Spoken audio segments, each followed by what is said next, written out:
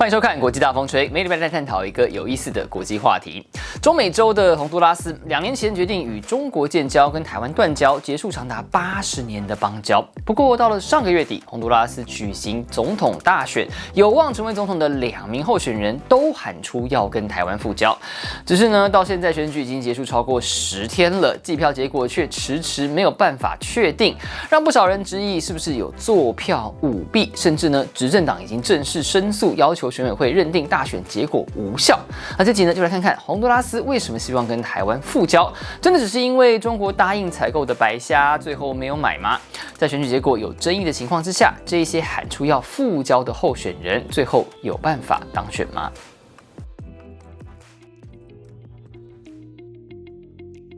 现任洪都拉斯总统卡斯楚2022年上台后喊出要改变长期外交政策，结束跟台湾的外交关系，转而跟中国建交。他主张跟中国拓展关系可以带来更多投资与融资，舒缓债务压力，包括欠台湾的6亿美元。另外，中国也将投资打造基础建设工程以及开放市场，替洪都拉斯商品出口带来庞大商机。当时这个话题在洪国国内引起激烈讨论，最终洪都拉斯在2023年3月宣布结束与台湾将近82年的邦交，转而与中国建交。一晃眼2年多过去了，洪都拉斯在今年11月底再度举行总统大选，卡斯楚依法不得竞选连任，同属左派执政党的候选人主张维持跟中国邦交，而2位在野党候选人都主张与台湾复交。不过选后初步计票结果显示，执政党候选人已经无望当选。为什么2位在野党候选人都要跟台湾复交，而且赢得不少人支持呢？拉美研究学者分析，主要是中国承诺的经济好处并没有实现。从建交以来，中国与洪都拉斯展开自由贸易协定谈判，那理论上应该对双边贸易都有利。不过实际上，中国公司进入洪都拉斯的脚步快得多。例如，中国企业取得洪国国营通讯公司的大笔采购合约，中国电力建设集团也承揽洪国国营能源公司的大型工程合约。今年的一项水坝工程以及水力发电厂工程标案也都看好由中国公司拿下，这些项目的规模都在几亿美金左右。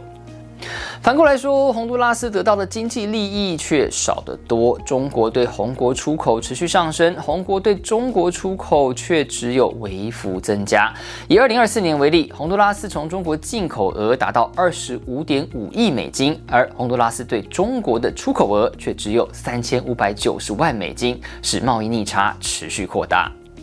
而大家常说的白虾业者，虽然不是出口占比最高的，却是损失最惨重的之一。从2国建交以来，洪都拉斯对中国的白虾出口量不但没增加，还跌了67%，导致60间相关公司关门，14000个工作机会消失。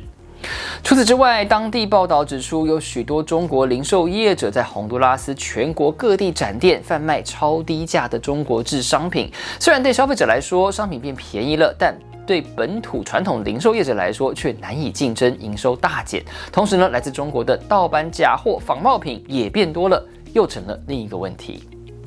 学者表示，经济没有变好之外，洪都拉斯现任政府还面临贪腐猖獗、治安败坏等问题，因此民众对现况普遍不满，希望看到改变。而台湾问题也就成为在野党跟执政党划清界限的议题之一。Quede quien quede, nosotros lo que queremos es una paz para Honduras y tener un nuevo presidente. Eso es lo que queremos, lo que sea.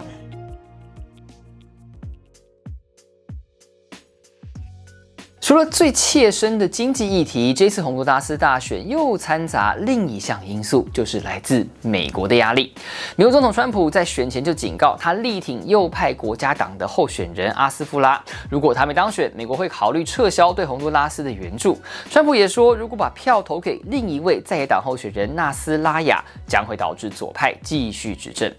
另外，川普还在选前特赦前洪都拉斯总统叶南德兹。叶南德兹因为协助走私数百吨古柯碱到美国，被判45年徒刑。他跟川普支持的候选人阿斯夫拉是相同政党，因此外界就解读川普这一连串动作是为了拉拢保守派阵营，希望把票集中到阿斯夫拉身上。I mean, they could say that you take any country you want. If somebody sells drugs in that country, that doesn't mean you arrest the president and put him in jail for the rest of his life.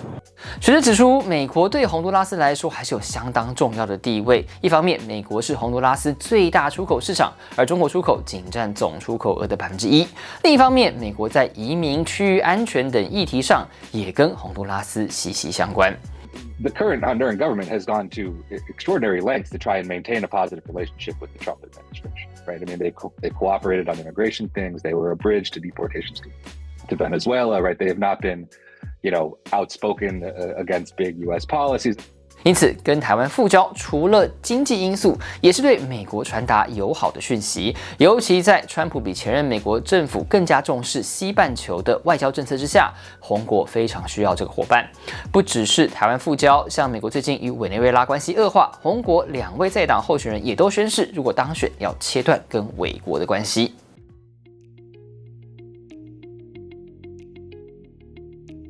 看起来洪都拉斯变天是势在必行，问题是这一次洪都拉斯总统大选的开票过程实在太曲折了，不但过程中开票网站一度宕机故障，而且还传出计票系统被骇客入侵，导致选后始终没办法确定最终结果。2名在党候选人一路齐头并进，差距非常小。Que ni siquiera se puede atrever uno a decir, a marcar una pequeña tendencia sostenible, porque a cada hora, a cada 2 horas, a cada media hora se está alimentando el sistema y está fluctuando completamente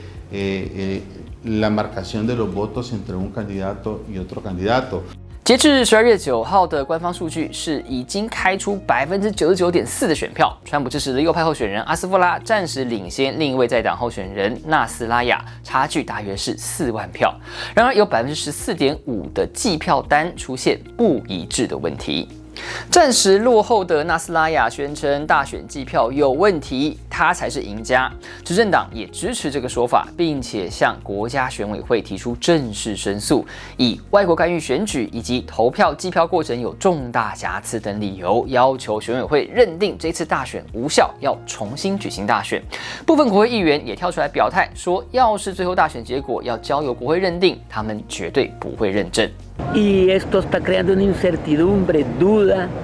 en la gente, porque la gente percibe que a veces que están negociando, eso es lo que uno oye, están negociando los 2 partidos que están en la contienda. 不过，按照洪都拉斯法规，大选结果要先由国家选委会来认定，除非选委会成员有过半不认证结果，才要交给国会来认证。那目前呢，国家选委会表示将会重新审查几千张有问题的计票单，如果认定足以影响选举结果，将会用人工方式把相关选票重新计票。无论如何，选委会依法应该会在12月30号之前宣布最终结果，所以理论上今年年底之前，下一位洪都拉斯总统是谁就会揭晓。各位大风吹，我们下回见。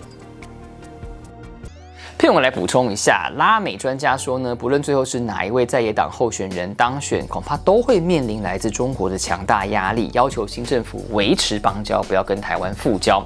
那也因此呢，这2位候选人都主张，如果上台，会希望进一步改善跟美国的关系，希望双边有更多经贸往来和更多投资。反过来说，如果美国希望减少中国在洪都拉斯的影响力，就应该透过外交和实质政策，向下一届洪国政府表明跟台湾复交符合美国的战略利益，不然呢，这张选前支票啊，是不是能兑现就很难说喽。那话说回来，如果新政府要跟台湾复交，台湾要怎么接球呢？外交部的说法是对复交保持开放态度，会在平等互惠基础上跟新政府协商。那有些人认为说，这会是中国挖台湾邦交国的第一次逆转，不应该回绝，应该要建立一种不是金钱外交，而是更重视品质和实质合作的新典范。不过也有人觉得，如果随便复交啊，会显得台湾像是一种工具，像让洪都拉斯呢在华府跟北京之间取得最大利益，也让其他国家觉得台湾像是一个可以反复交换的筹码，所以要格外小心谨慎。如果洪都拉斯新政府真的提出复交，你觉得台湾应该怎么回应呢？总之，今天的影片呢，任何想法想听看我们的意见，请用汉文跟你说这个 hashtag 来留言，我们就会挑一则来回应。那影片最后呢，要感谢所有付费支持我们的频道会员，尤其是每一位干爹干妈等级会员。每个月1杯咖啡钱就可以加入频道会员，赞助我们做出好内容，还有会员专属影片可以看，大家不妨考虑一下。如果你觉得今天这影片还不错，也请按赞影片、订阅频道、开启小铃铛，就有所通知，就不会错过我们的最新影片喽。